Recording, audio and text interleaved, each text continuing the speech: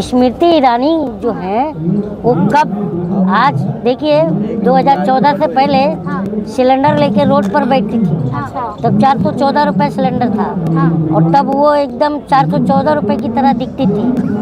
आज जो है सिलेंडर 1200 रुपये है, खुद सिलेंडर की तरह हो गई है। अच्छा, मतलब आप बॉडी शेमिंग कर रहे हैं उनकी, इसी पे बोल रहे हैं तो आप यहाँ से सवाल उठा रहे हैं कि बॉडी शेमिंग करते थे। नहीं, बॉडी शेमिंग की बात कर रहे हैं, बॉडी शेमिंग की बात नहीं कर रहा हूँ। 414 से 1200 रुपए की बात कर रहा हूँ। आप कह रहे हैं 414 से 1200 रुपए की बात कर रहा हूँ। आपको पता है गरीबों की हालत क्या है? गरीबों के पास जाती हो आप, गरीब की थाली से भोजन गायब है। गरीब आज, अरे चुप रहो यार, तुमको सवाल पूछना है तो ही पूछो, मेरी बात सुनो। 2014 से अब तक में इस समय जो मौजूदा स्थिति है गरीब का, वो क्या है कि गरीब अपने घर पर या तो दाल बनाता है तो चटनी से चावल खा रहा है, दाल से दाल गायब, नहीं तो सब्जी गायब। दो टाइम में ये देश का स्थिति है। आप जाइए गरीबों के घरों में जरा रिपोर्टिंग कीजिए। गरीब के घर में एक टाइम पर एक ही चीज बना पा रहा है, या रोटी बना रहा है, दाल बना रहा है, या चावल बना रहा है, सब्जी बना रहा है। गरीबों की बात कर रहे हैं, लेकिन वित्त मंत्री कहती है गरीबी नहीं है देश में। वित्त मंत्री तो कांदा भी नहीं खाती है, महंगाई नहीं है देश में। वित्त मंत्री तो बोलती है कांदे का भाव जब ऊपर जाता है तो मुझे उससे क्या लेना देना, कांदा हम खाते नहीं है बोल रहे। और उसके पहले भी बोली कि डॉलर नहीं मजबूत हो रहा है, रुपया कमजोर नहीं हो रहा है, डॉलर मजबूत हो रहा है। तो उनकी बात क्या? मोदी तो कहते हैं कि पंक्ति में खड़ा आखिरी व्यक्ति के लिए भाजपा सरकार काम कर रही है। कर तो रही है। क्या कर रही है बताइए? मौत की घाट उतार रही है। अच्छा।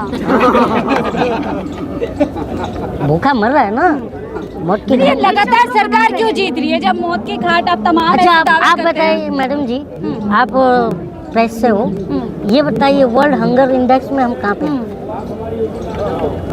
I just want to asking to you. हमें तो मालूम है, सरकार को क्यों नहीं मालूम? मैं चाहता हूँ आपके थ्रू ये देख के जो भी देखने वाले लोग हैं इन्हें मालूम पड़े हम वर्ल्ड हंगर इंडेक्स में कहाँ? पाकिस्तान से पीछे हो गया, अब इससे ज्यादा क्या बुलवाएंगे? है ना। और प्रेस की आज़ादी में कहाँ पर है?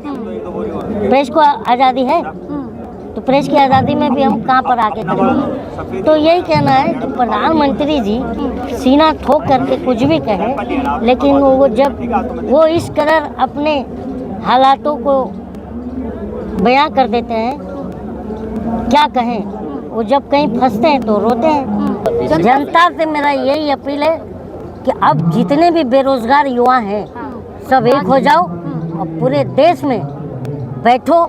और एक अपील ये भी विपक्ष से भी करूँगा कि अगर तुम्हारी सरकार 24 में रिटर्न करती है तो अन्ना आंदोलन की जांच पहले करवाइए, क्योंकि ये अन्ना क्वारंटाइन हो गया है, कहाँ पर है वो उसे पता करो, क्योंकि इस देश के अंदर इस अन्ना ने ही सत्ता बदली। आप अन्ना आंदोलन की बात कर रहे हैं, आप भी तो अन्ना आंदोलन मैं जुड़ा था इसलिए तकलीफ है। मैं अन्ना आंदोलन में अपने 200 से 250 दोस्तों को बीकेसी बांद्रा कुर्ला कॉम्प्लेक्स लेकर जाता था, आता था, और उस आंदोलन को मयंक गांधी लीड कर रहा था उस समय। तो मेरे को अफसोस है, इसलिए तो मैं कह रहा हूँ कि विपक्ष से मेरा ये अनुरोध है कि सत्ता बदले तो अन्ना हजारे के आंदोलन का जांच करवाए, और उसमें मेरे को लगता है बहुत लोग आएंगे, केजरीवाल साहब भी आ सकते हैं और किरण बेदी सब। लेकिन उसी आंदोलन के बदौलत तो हमें देश का सबसे बोलते हैं कद्दावर एकदम सच्चा आदमी मिला ना, केजरीवाल, जो अब यहाँ पे ऑप्शन दे रहा है लोगों को दूसरा। मैं आपको लगता है? वो खुद कहते हैं। क्या कहना और करना? प्रधानमंत्री जी को अगर कोई टक्कर दे सकता है तो वो केजरीवाल है। हाँ, प्रधानमंत्री को तो अगर कोई टक्कर देता है, दे सकता है। अगर मैं कह दूं कि प्रधानमंत्री को अगर टक्कर कोई देता है तो मैं हूँ, तो मानोगे? आप टक्कर देंगे? क्यों नहीं दे सकता? 142 करोड़ लोग टक्कर दे सकते हैं, क्योंकि प्रधानमंत्री इस देश का कोई भी प्रधानमंत्री मालिक नहीं होता, प्रधानमंत्री हम बनाते हैं, हमें प्रधानमंत्री कोई नहीं बनाता। तो वो यही तो कहते हैं 140 करोड़ लोगों का आशीर्वाद मेरे साथ है, मैं कहीं नहीं जा रहा अगले 50 किसके पास? किसके पास है 140 करोड़? मोदी जी के साथ। मोदी जी को आप बोलिए जेड प्लस छोड़ करके जनता में आए, कितना आशीर्वाद इतना मिलेगा कि गिन नहीं पाएंगे वो।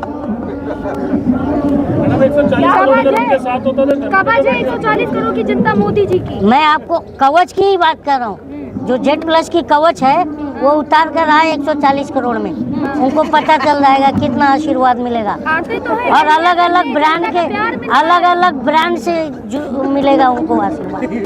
आते तो है, रैली करते जनता आप अपमान कर रहे हैं प्रधानमंत्री मोदी जी का। मैंने क्या अपमान कर दिया बताइए? ऐसे बोल मैंने क्या बोला? अब क्या बोल रहे प्लस सिक्योरिटी की उतार कर आए हैं तब तो हम मिल पाएंगे, सवाल पूछेंगे।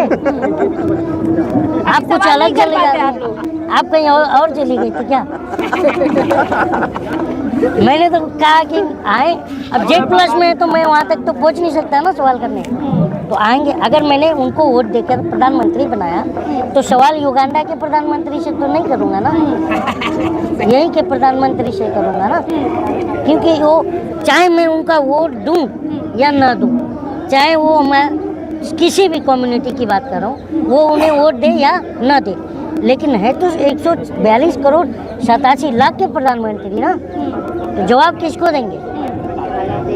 जवाब जा करके रूबिका लियाकत को कहेंगे कि मैं, आप थकते क्यों नहीं है? हाँ?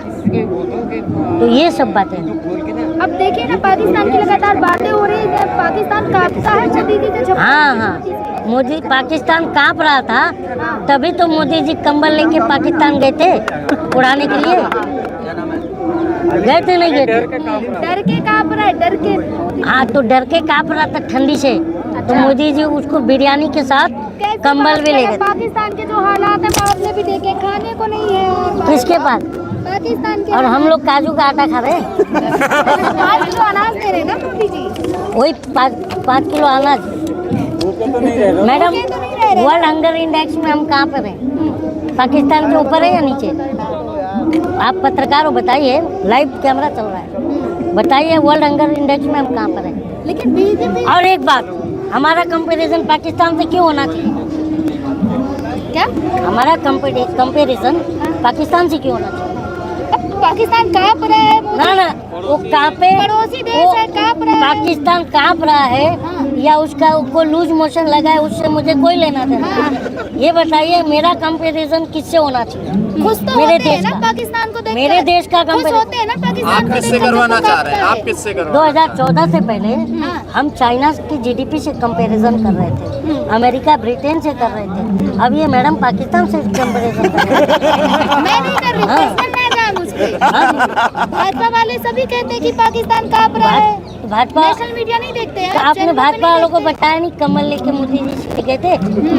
ये बताना चाहिए आपको। अच्छा। सच कौन लाता है सामने? इसीलिए मैं बोल रहा हूँ कि 2014 के बाद चीज़ें बदली हैं। हाँ। पहला क्या होता था, मीडिया जो है, जनता अफवाह फैलाती थी तो मीडिया आता था सामने और उसको फाइंड आउट करके बताता था ये अफवाह है। आज के डेट में मीडिया अफवाह फैला रही है और हम जनता आके बताते हैं कि ये अफवाह है।